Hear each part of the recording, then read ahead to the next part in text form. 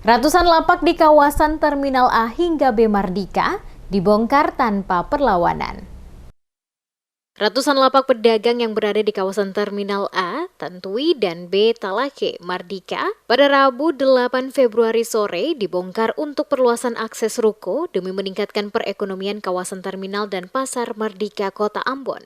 Pembongkaran dilakukan oleh pemerintah Provinsi Maluku melibatkan PT Bumi Perkasa Timur atau BPT. Pembongkaran menggunakan satu alat berat milik BPT tanpa pengawalan dari Satuan Polisi Pamong Praja. Pembongkaran yang dilakukan Pemprov Maluku ini untuk dilakukan penataan ulang karena lokasi terminal terlihat kumuh. Tidak ada perlawanan dari para pedagang maupun warga, bahkan justru pedagang ikut terlibat membongkar lapak mereka sendiri. Kurnia Sandi, salah seorang pedagang yang diwawancarai sejumlah wartawan terkait pembongkaran mengatakan, sebelumnya telah ada surat pemberitahuan tertanggal 20 Januari 2023 oleh pengembang dalam hal ini PT BPT untuk para pedagang segera mengosongkan lokasi tersebut. Sebelum pembongkaran, para pedagang ada yang telah mengosongkan barang dan membongkar lapak mereka.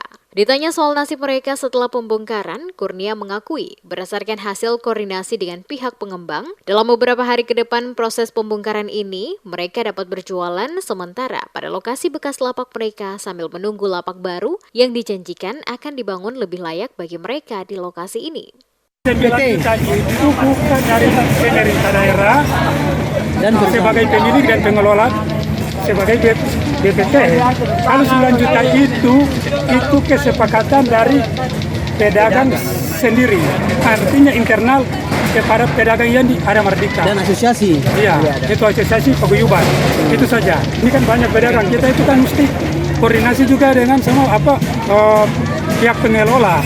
Apakah ini sanggup, masyarakatnya sanggup ataukah tidak? Butuhnya paling 2 hari atau 3 hari aja.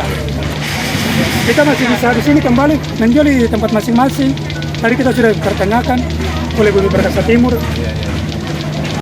Sementara itu, beberapa orang dari pihak pengembang yang berada di lokasi enggan diwawancarai terkait dengan pembongkaran yang dilakukan pada lokasi Terminal Mardika ini.